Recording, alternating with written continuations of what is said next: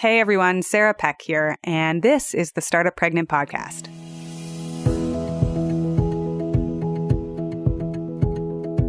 Today we get to talk about so many of my favorite topics, positive psychology and mental mastery and masterminds, and why it is so important to surround yourself with brilliant communities of women and communities that support you and help you in all of your adventures and goals and visions and dreams. So today I have such an amazing guest to bring you all. Alex Jamieson is the best-selling author of the book Women, Food, and Desire. Such a good book. I highly recommend. And she is also, I don't know if you've ever seen that documentary Super Size Me, but she's the co-creator and co-star of that documentary, and it was nominated for an Oscar.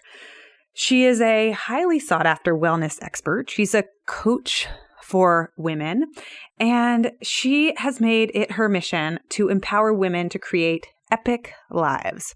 She puts her money where her mouth is. She is so good at what she does. She knows so much about food, about transformation, about psychology, and about making work that matters in the world. She also has a podcast that I love, which is #1 rated in iTunes, called Her Rules Radio. So it's amazing to have her join as a guest today and tell us all about her learning journey, her parenting journey, and what she is up to in her business today.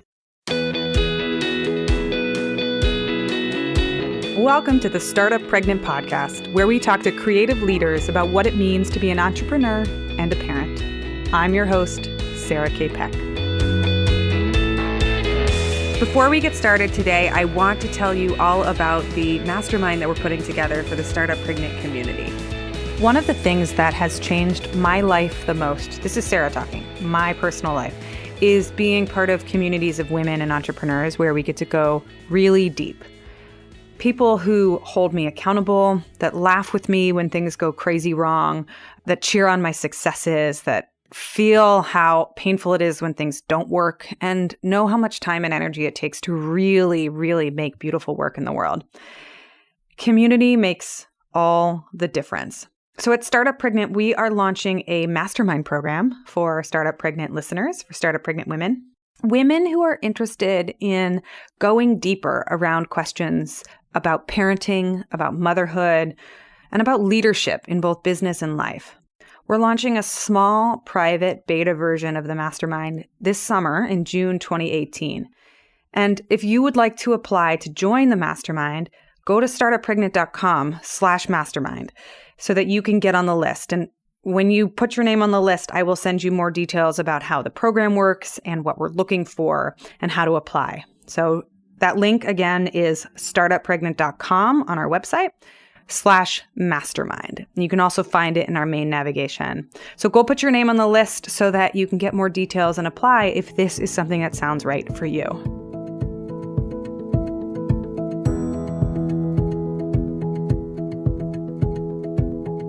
All right, I have Alex Jamieson on the line today. Alex, welcome to the show.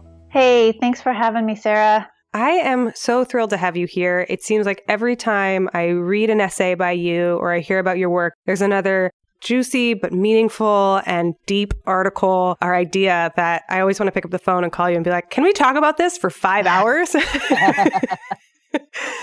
It's a common curse, right? May you live in interesting times. Well, sometimes life gives you lots of opportunities to examine these deep issues. Yeah. Yeah. And I sense that there's always more behind the story, too. It's not just, hey, I had an idea, let me write about this. But there's always meat or not meat.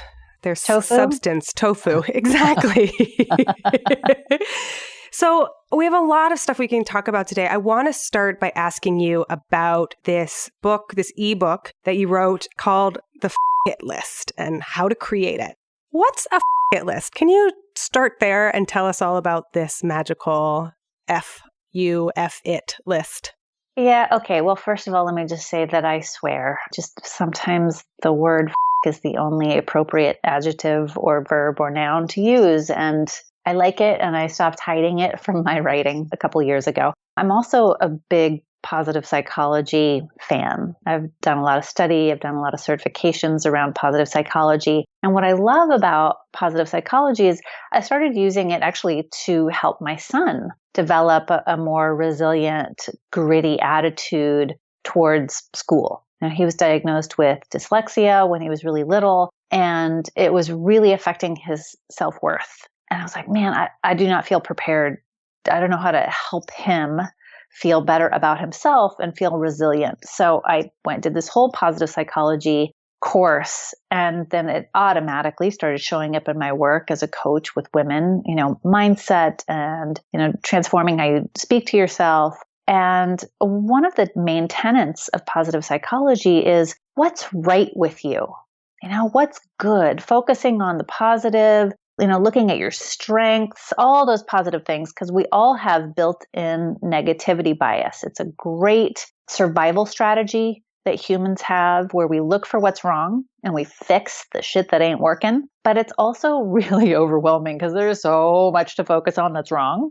So positive psychology tries to get you to focus on what's right. And a lot of my clients that I was using with was like, Alex, I don't know what's right. Or I don't know what I want. I know what I don't want. I know what's wrong. And so instead of forcing them to focus on what was right, I was like, okay, fine. Let's focus on what's terrible. And then we're going to flip it in reverse. So that's where the idea for this how to write your F it list came from. I was like, all right, let's honor negativity bias. Let's get all the stuff that you hate down on paper about your body, about your work, about your career, about your relationships. Let's get all the stuff down that you hate. Let's get real specific about it. And then using positive psychology, we're going to flip it to help you figure out what you do want, to help you figure out what is going well, what your strengths actually are. And it's been a fun reverse engineered way to help people do that. I think that's so interesting that you started this actually as a way to help your son. And you skipped over something that I think is pretty huge. You got a degree in positive psychology, which I think is pretty outstanding, especially because you did it while you were raising your kid. What was that like? It's not a degree, it's a certification, and it's a training program called CAP here in New York City, created by Emilia Zhivotovskaya. I just love saying her name.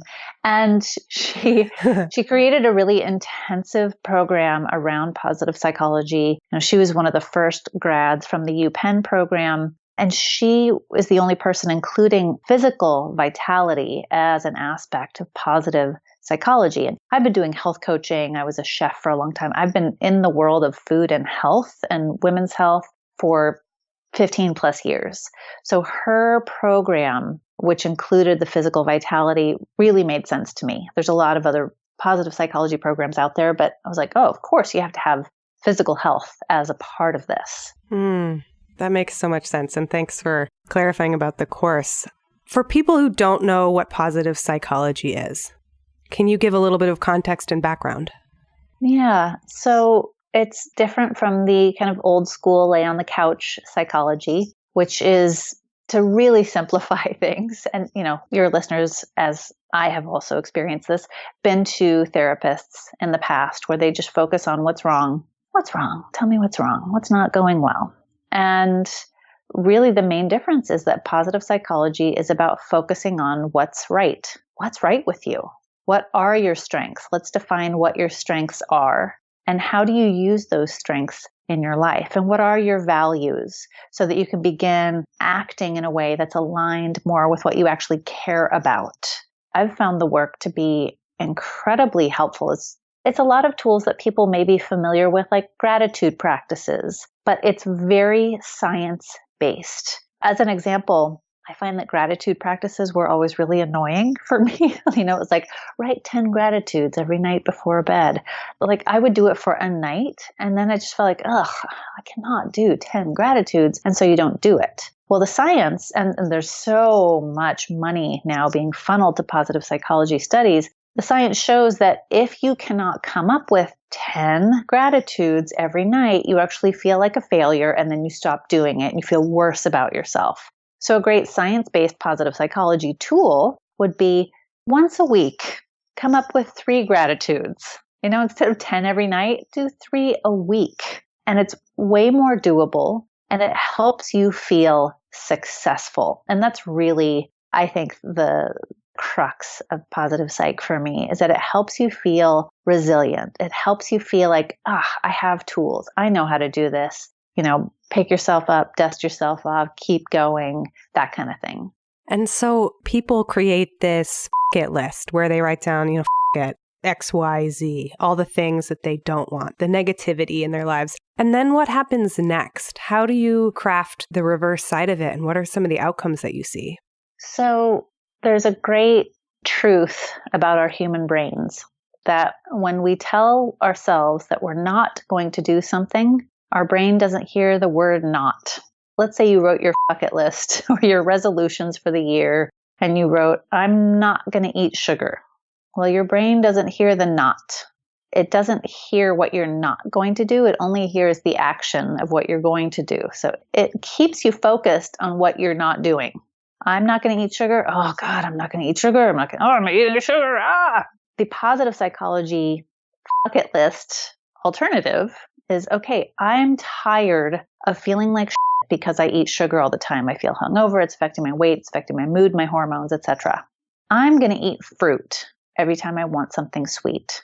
I'm going to eat a piece of real fresh fruit when I want something sweet. That's the positive psychology bucket list alternative. Rather than focusing on what's wrong and what you're not going to do, you turn it into, this is what I'm going to do. You give yourself an option, and it really helps. Oh, I love that. Are there ways that you've either yourself personally or seen other people use it in business practices or even in parenting in ways that have been pretty interesting?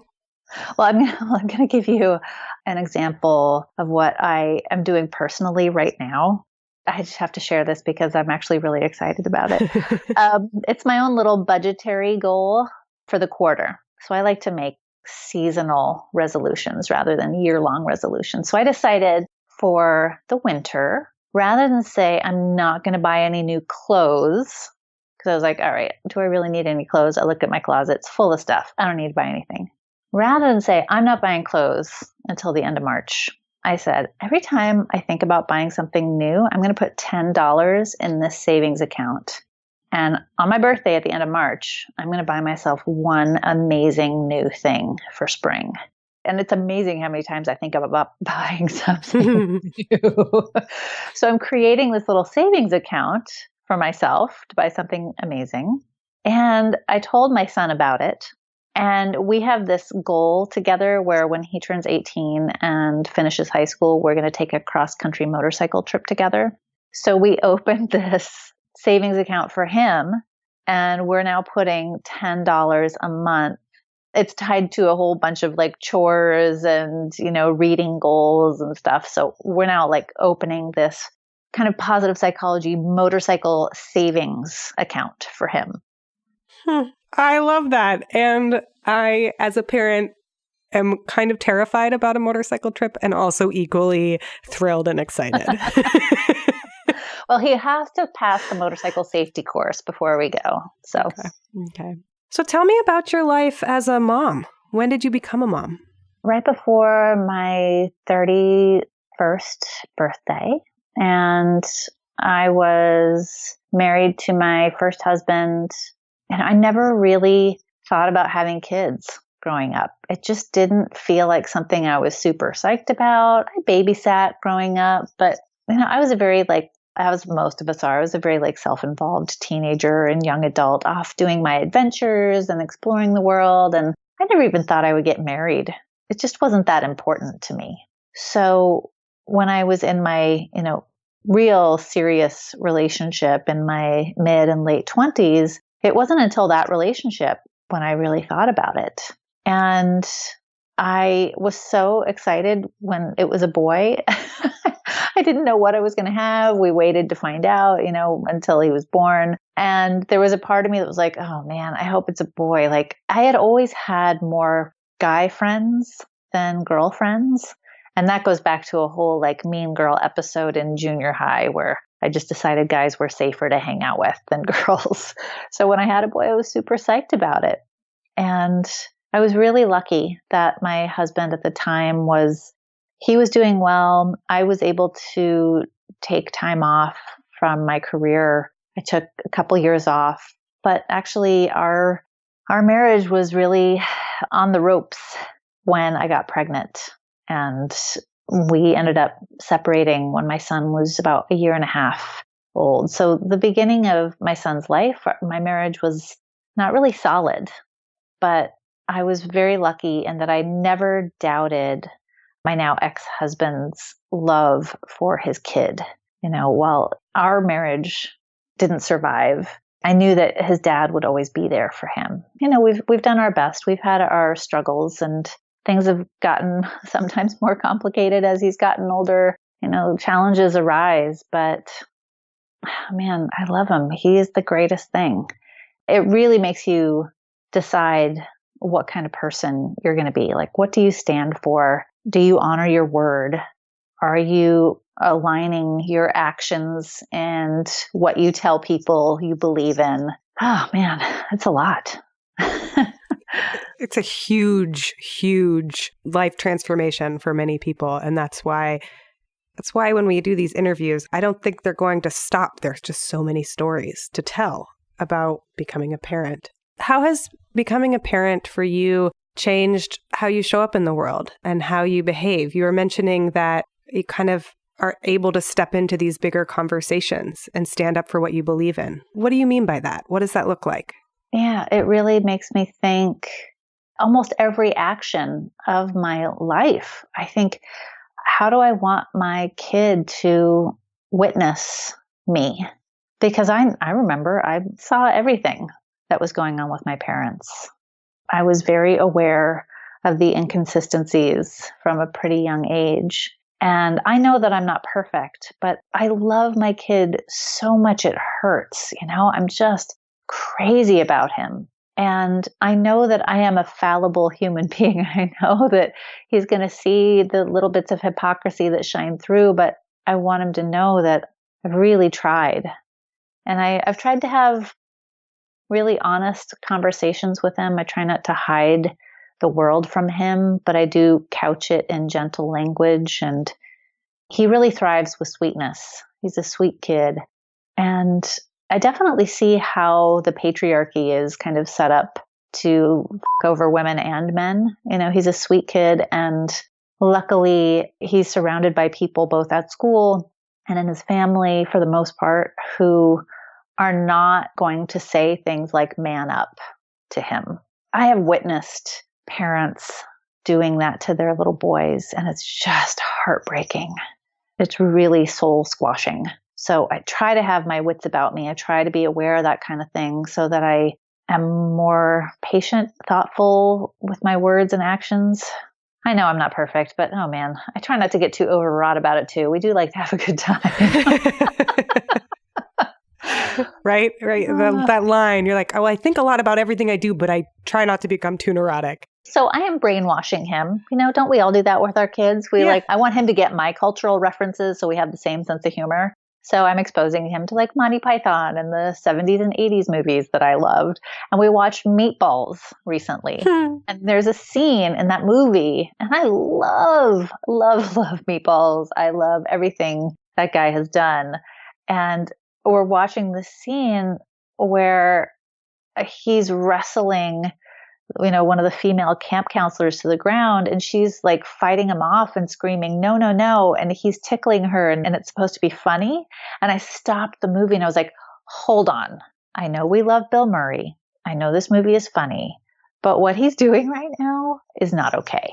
Like, we actually have a no tickling policy in our house because both my husband now and I were kind of traumatized by tickling when we were kids. It's like this invasive physical thing someone's doing to you that you're supposed to laugh at, but it's horrifying sometimes. So I was like, okay, I know I'm ruining Meatballs for you right now, but that's not okay. That is the opposite of consent. So I f up things for him all the time where I'm like, hold on, pause. We got to talk about this.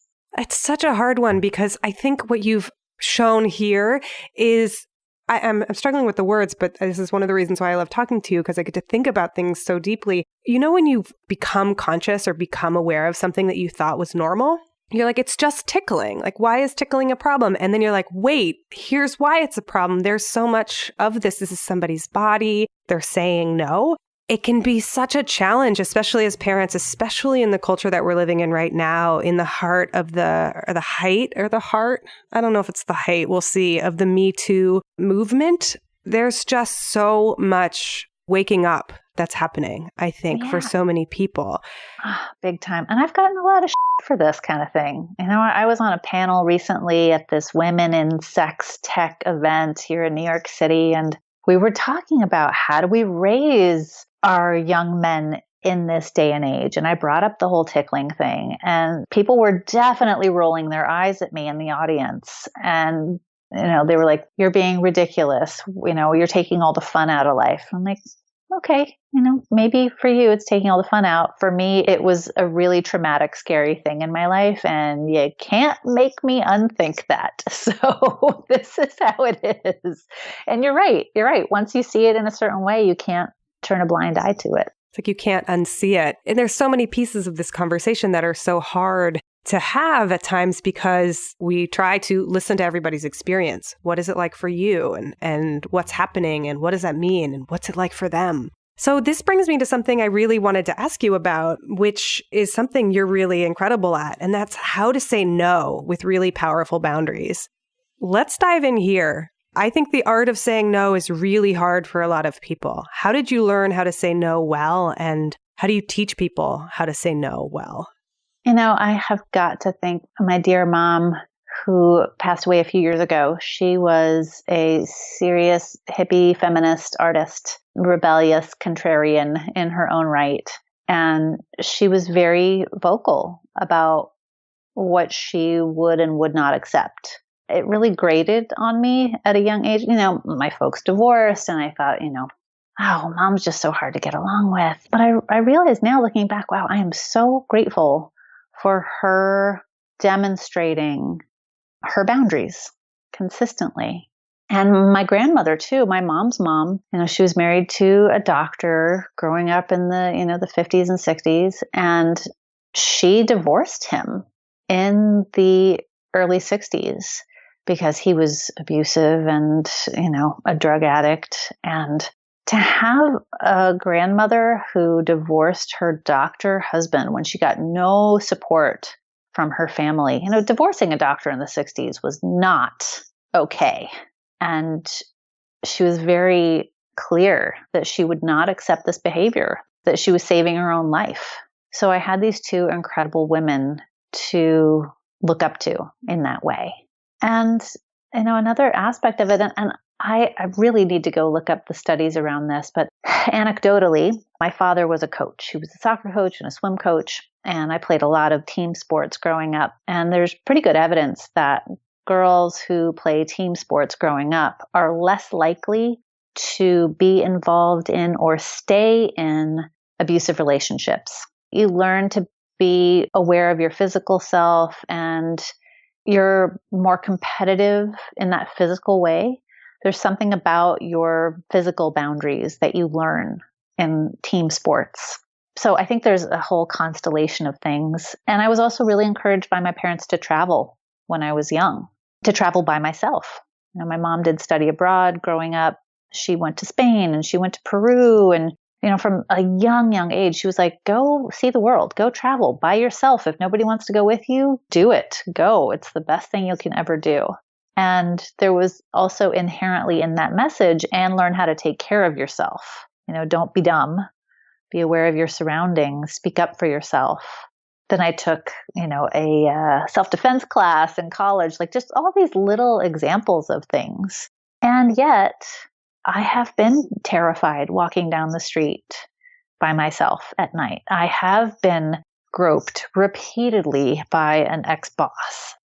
I have my own Me Too stories of leering and groping. And so even though I feel very strong and I feel like I can stand up for myself and I feel like I can say no and I know how to set boundaries and keep them, I've still had my moments where things did not go so great.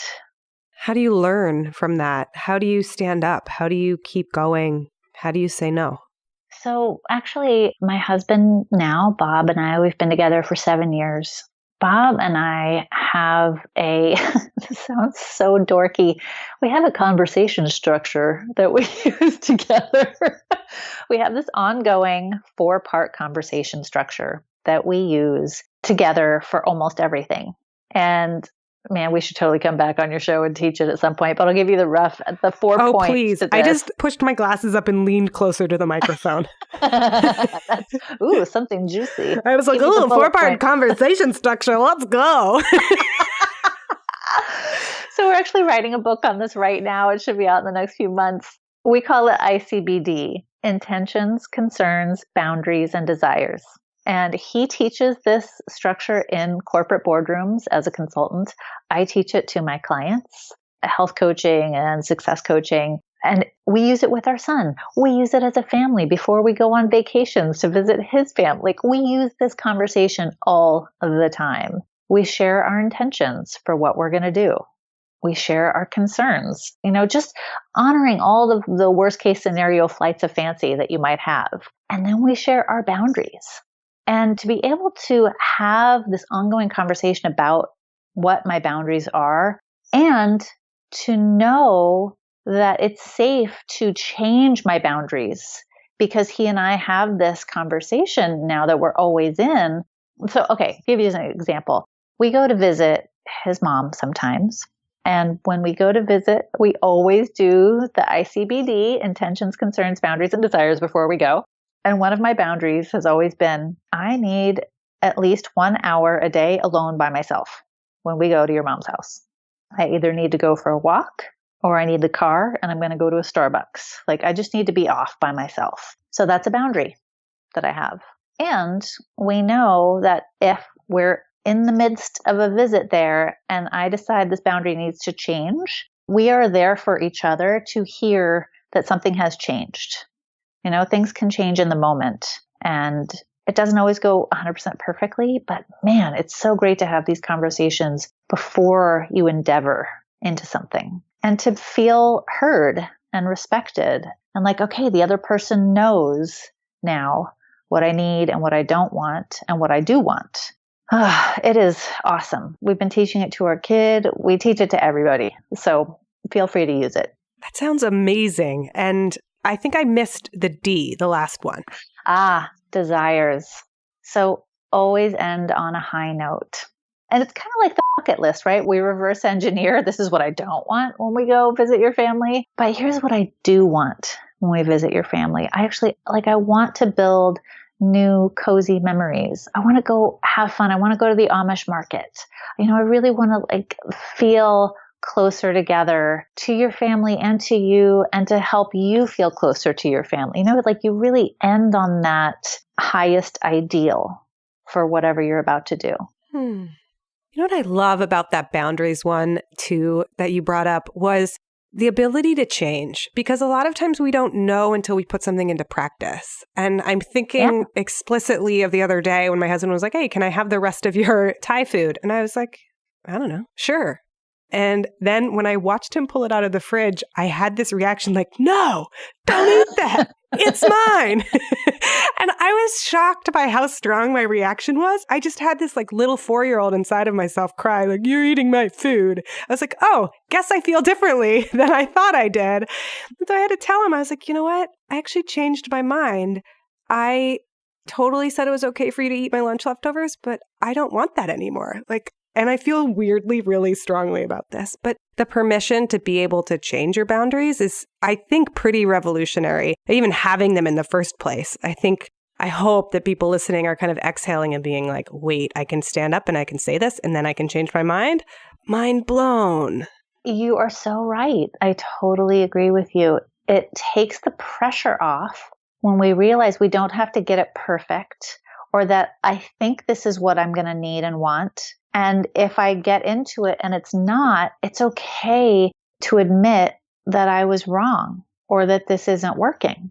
And that allows us to take more risks in every area of our life. So the examples that you and I just gave were, seemingly small and mundane. But when you put them into practice and you start to notice, wow, I can take risks I can say what I want and say what I don't want. And it's okay to be wrong. And it's okay to be right. And wow, maybe I could take bigger risks in my business, with my clients, in my career, with creative projects that I want to make and put out there in the world, because I have this practice of saying what I want, saying what I don't want, and it being okay to be wrong. What are some of the areas in your life where you are taking creative risks or trying things that you haven't tried before? Oh man, I call my life a series of successful failures. I have written so many book proposals that never got made into books.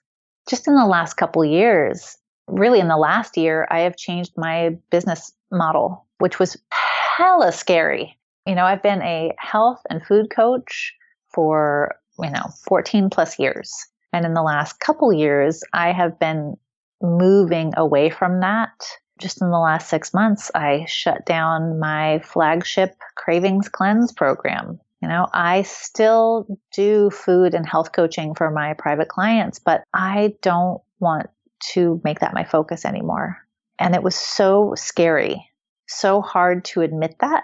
And I had to change my own thinking around it, because I know that you've invested in your own education and, learning about how you want to build your business. You and I are like eternal learners, right? We're going to be students of life for the rest of our life. But to look back at all the time and money and heart that I've put into that formation of my career, and to then say, that's not what I want anymore. It's just not feeding my soul in the way that I need it to. And to announce to my audience, past clients, readers, etc., like, hey guys, I am not the cravings coach anymore. I am now doing this. Come along for the ride. Very scary. Very, very scary. And I was really worried that people were going to judge me. I have hung out in circles of people in my industry. I had really built a name and a reputation for myself in a certain way. I made the movie Super Size Me. I wrote 3 books on vegan health and nutrition. I'd been doing these programs that people have helped me promote. And I was worried that my old friends wouldn't want to play with me anymore if I changed what my focus for coaching was, what my business was going to look like. And now I realize, okay, that's kind of a silly fear. But yeah, you are at risk of not staying in the same communities anymore. It's not that people are going to turn their back on you necessarily. It's just like, okay, well, if I'm not in food, but I'm in self-development, positive psychology, mindset, etc., I'm going to be networking with different people, hanging out in a slightly different crew, and that's okay. So I have to remind myself that I'm always supported, that the friends who are really true heart and soul friends will always be there. I think that's one of the biggest challenges that we face as we take risks and go after our creative desires is, are people going to judge me for this? Are they not going to like me anymore? Are they going to think I'm a total fool? Okay, here comes that self-doubt again. You know what I'm talking about. I bet everybody is nodding. What was the impetus for the change? I had been feeling it for a long time, actually. And, my last book that came out was called Women, Food, and Desire. It came out about 3 years ago. And I really started to straddle the worlds of, not just talking about food and health anymore and what people should eat, but why we eat the way we eat and all of the other aspects, especially women's health, our relationship with our body, our relationship with food, and this new world and this new area of study for me, talking about sex, talking about desire, talking about pleasure, even positive psychology, talking about nature, talking about all these different aspects. I was like, man, I am just so much more turned on by that. I really cannot tell people what to eat anymore if I can't also talk about these things. So I tried to straddle the two for a while. I tried to do food and all the other stuff. It's too complicated, at least the way I was trying to do it. Maybe there are people out there who are able to market themselves better, but it wasn't working for me. And I started to see it in my business. I wasn't getting the turnout for my programs like I used to. It felt a lot harder to sign up the number of clients for my programs that I needed to make it work. So I really had to step back and think, like, what feeds me and what feeds the kind of people I want to serve? That Venn diagram, what are people willing to pay for? What do they need? And what do I love doing? And it turned into, you know what, actually, I don't really want to offer these huge, massive, hundreds of people online cleanses anymore. I want that one-on-one work again. I started doing that at the very beginning of my career, just coaching people one-on-one. It's like, I am ready to go back to that. That's powerful. I love it. People want it. There was some dancing around for a year to kind of get back to this. I think that's something else that might be helpful for your listeners to hear, that it's not always so obvious, that it takes some time to figure it out. It's not like it's just going to drop in one day and you're like, oh, here's my new business plan. Yeah. Especially because when I go back and I record the introduction for this show, I'm going to say all of these amazing things about you. And people get this image, right? This 4 amazing books and the Super Size Me documentary and this and this and this. And it's so wonderful to be able to hear inside the mind and the heart of another person and realize, like, oh no, these things take time and they're scary. And making a pivot like this, because you went through a rebrand of everything, right? Even your podcast. Yeah, I did. And just a few years before that, I had come out as no longer vegan anymore. And that was annoying. So I was like, God, didn't I just go through this? Like, didn't I just go from not being the vegan coach anymore to like being this kind of cravings coach? And now I'm doing this other kind of thing. I'm like, geez, do I have to do this every 3 years? And apparently I do. Well, and you mentioned you were afraid of the judgment and the criticism, and there wasn't that much. But I know that for coming out as no longer vegan, that can be a particularly black and white kind of issue. A lot of people can get very fired up about that. That one was a show. Yeah. Coming out as no longer vegan went viral in a way that I had not anticipated and not in a way that I had desired. I was vegan for over a decade. I had written these 3 vegan cookbooks and my health started to deteriorate. My hormones were messed up. My thyroid was impaired. All this stuff was seriously anemic for a long time. I could not fix it. And I realized, like, for my health, I have got to go try animal products again. And it started to help, started to work. It actually has taken quite a while to heal all the repercussions. But when I finally came out and said, hey guys, I'm not vegan anymore and here's why. Not everyone, obviously, but a good chunk of the vegan community just lost their minds. And, thousands of comments, thousands of shares. I mean, death threat emails. I lost half my newsletter list in a week. It was just terrifying.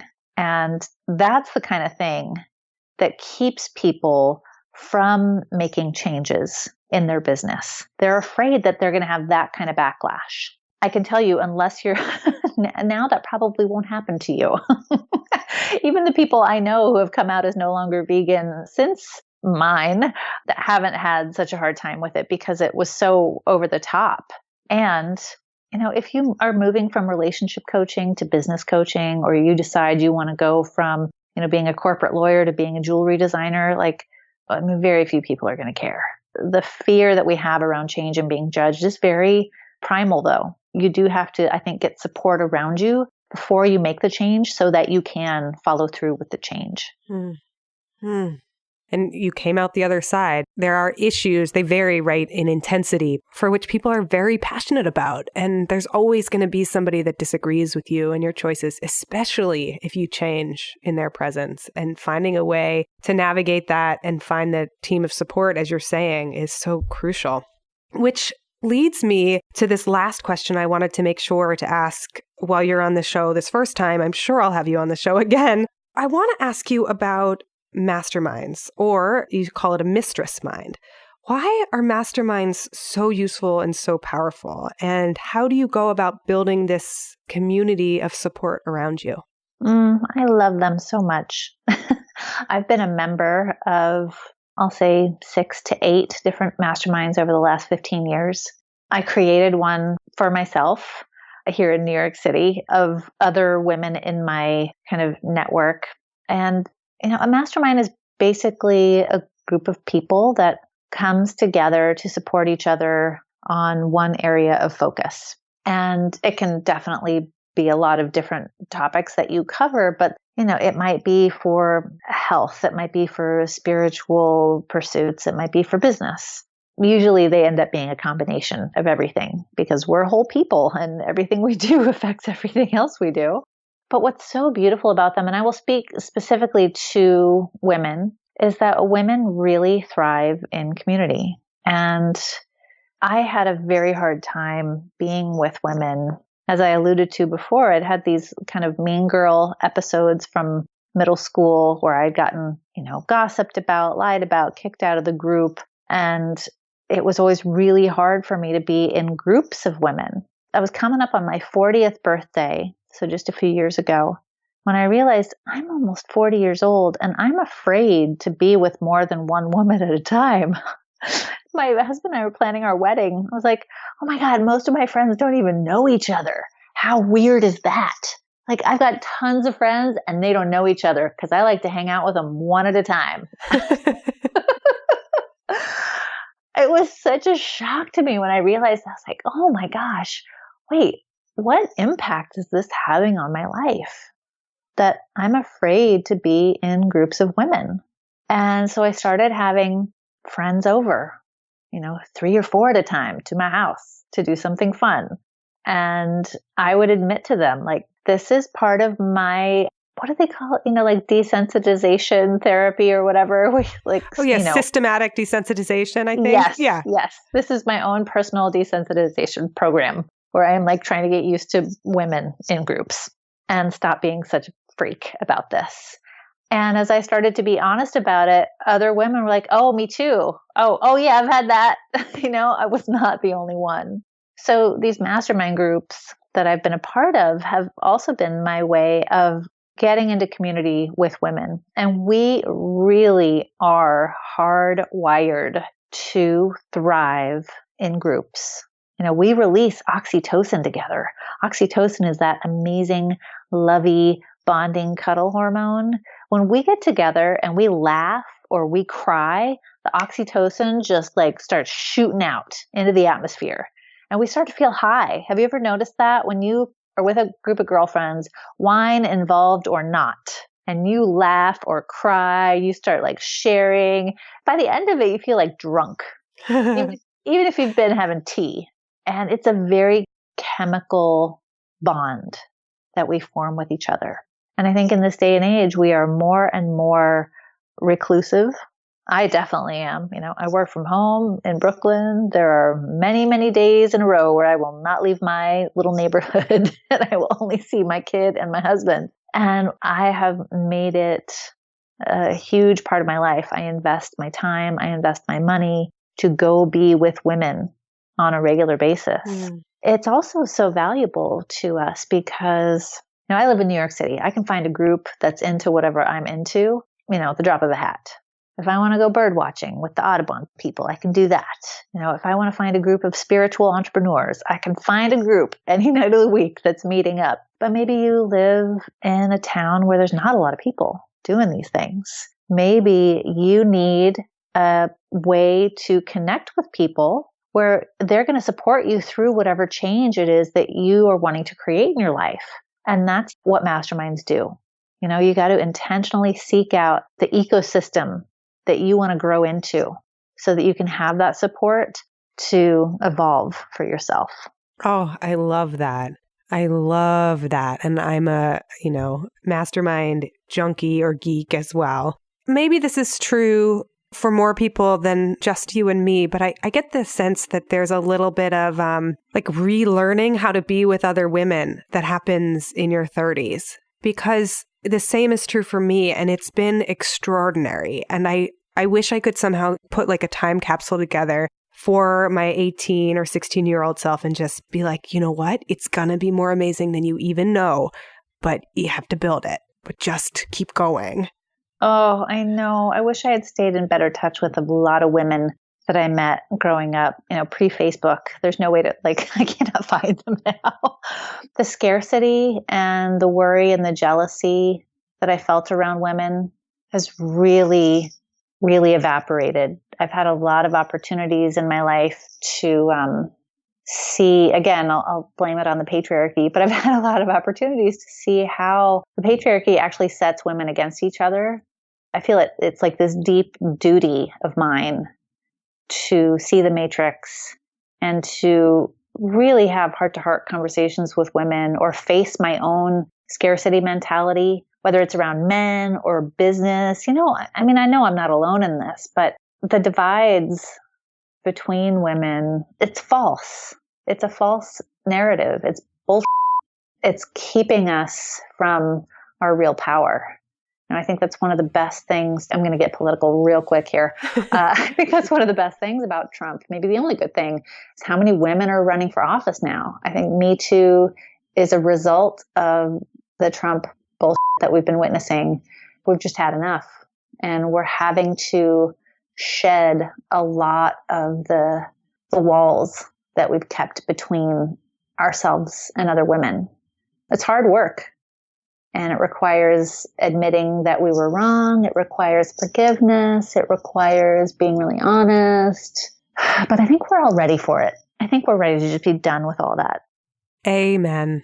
In terms of just being done with that.